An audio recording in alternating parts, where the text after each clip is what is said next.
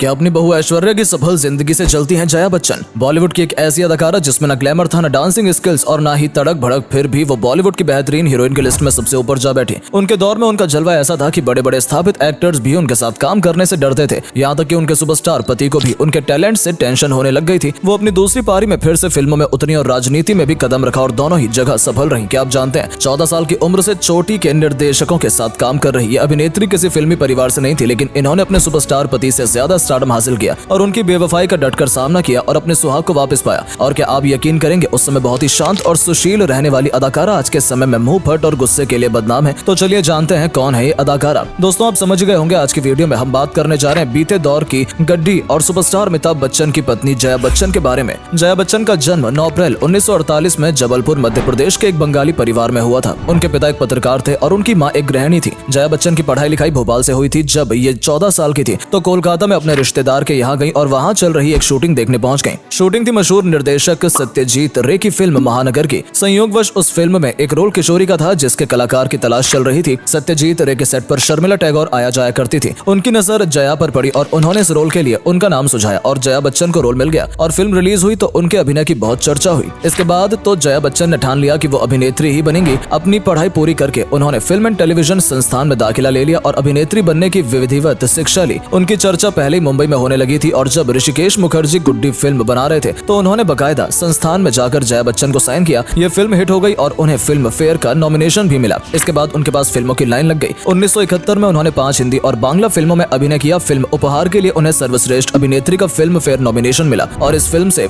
उनकी एक्टिंग की अच्छी चर्चा हुई, जिसके लिए उन्हें स्पेशल अवार्ड देकर सम्मानित किया गया था। इसके बाद 1972 में उनकी 11 फिल्में रिलीज हुई जो सभी एक से बढ़कर एक थी। प्रिया का घर, जवानी दीवानी, परिचय फिल्मों में जया बच्चन अलग ही किरदार में नजर आई। फिल्म शोर में उनके चुलबुले किंतु गंभीर अभिनय ने सबका ध्यान खींचा। इसी साल जया बच्चन की एक फिल्म अमिताभ बच्चन के साथ आई जिसका नाम था एक नजर। ये एक रोमांटिक फिल्म थी लेकिन कुछ खास नहीं चल पाई, पर दोनों कलाकार एक दूसरे के करीब आ गए। साल 1972 में ऋषिकेश मुखर्जी की फिल्म बावर्ची आई थी जिसमें उन्होंने राजेश खन्ना के साथ काम किया था। बावर्ची की कहानी राजेश खन्ना के आसपास घूमती थी, लेकिन फिर भी जया बच्चन ने अपनी जोरदार उपस्थिति दर्ज करवाई। कहते हैं कि इस फिल्म की शूटिंग के दौरान अमिताभ जया से मिलने आया करते थे, जिस पर राजेश खन्ना बहुत नाराज होते थे और कभी कभी चिढ़कर उनका मजाक भी उड़ाया करते थे। ऐसे में एक दिन जया भादुड़ी ने उनसे कह दिया कि देख लेना, ये आपसे बड़ा स्टार बनेगा और उन्हें अपनी बात साबित करने का मौका भी जल्द ही मिला। जब 1973 में फिल्म जंजीर बन रही थी तब अमिताभ के फ्लॉप लेवल के कारण कोई बड़ी हीरोइन उनके साथ काम नहीं करना चाहती थी। ऐसे में जया उसमें काम करने के लिए न सिर्फ तैयार हुई बल्कि जानदार अभिनय भी किया। फिल्म सुपरहिट हो गई और अमिताभ को एंग्री यंग मैन का टैग मिल गया। इसी बीच फिल्म अभिमान बनी और दोनों की शादी के किस्से तो आप जानते ही होंगे। 1975 में आई फिल्म मिली में उन्होंने कैंसर पेशेंट की भूमिका निभाते हुए अमिताभ के साथ बेहद ही सशक्त अभिनय किया था। हालांकि अमिताभ इस फिल्म में अपने नए अवतार यानी कि एंग्री यंग मैन के रूप में नहीं दिखे थे, लेकिन ये फिल्म दर्शकों के बीच काफी लोकप्रिय रही थी। अमिताभ जया की जोड़ी ऑन स्क्रीन और ऑफ स्क्रीन दोनों जगह धमाल मचा रही थी। दोनों की केमिस्ट्री दर्शकों को इतनी पसंद आ रही थी कि मेगा फिल्म शोले में जया बच्चन को प्रेग्नेंट होने के बावजूद लिया गया था। शोले की शूटिंग 1973-74 में हो चुकी थी। सन 1974 में मार्च में जया बच्चन की गोद में बेटी श्वेता आ गई और इसके करीब 2 साल बाद 1976 में बेटे अभिषेक का जन्म हुआ। दोनों बच्चों को पालने की जिम्मेदारी और फिल्मों की व्यस्तता में उनको पति पर ध्यान देने का मौका ही नहीं मिला। साल 1976 में रेखा ने फिल्म दो अनजाने से अमित और जया की लाइफ में एंट्री मारी। अमिताभ बच्चन और रेखा की ऑन स्क्रीन जोड़ी कमाल कर रही थी और ऑफ स्क्रीन भी दोनों की नजदीकियां बढ़ रही थी। मीडिया रिपोर्ट्स की माने तो रेखा अमिताभ इतने करीब आ गए थे कि रेखा उनके लिए अपनी फिल्म की डेट तक कम कर लिया करती थी और राम बलराम में उन्होंने फ्री में काम किया था। कहते हैं इस फिल्म के सेट पर जया अक्सर आ जाया करती थी और अमिताभ और रेखा को साथ में वक्त बिताते देखती थी। साल 1980 में नीतू सिंह और ऋषि कपूर की शादी में तो रेखा मांग भरकर पहुंच गई, जिसे देखकर जया भी दंग रह गई थी। हालांकि रेखा ने सफाई दी थी कि वो एक फिल्म के सेट से सीधे शादी में पहुंची थी, इसीलिए मेकअप उतारने का मौका नहीं मिला था। जया बच्चन ने यशराज फिल्म के सिलसिला में रेखा के साथ अभिनय किया था जो कि 1981 में आई थी। इस फिल्म की शूटिंग के दौरान कई बार ऐसे पल भी आए जब जया बच्चन हताश हुई थी। यश चोपड़ा ने इस फिल्म की कास्टिंग कुछ इस तरह से की थी कि रियल लाइफ में चल रहा सिलसिला पर्दे पर आ पहुंचाओ, लेकिन जया बच्चन ने एक बार फिर ऐसा कदम उठाया कि रेखा और अमिताभ अपनी लव स्टोरी को खत्म कर दिया।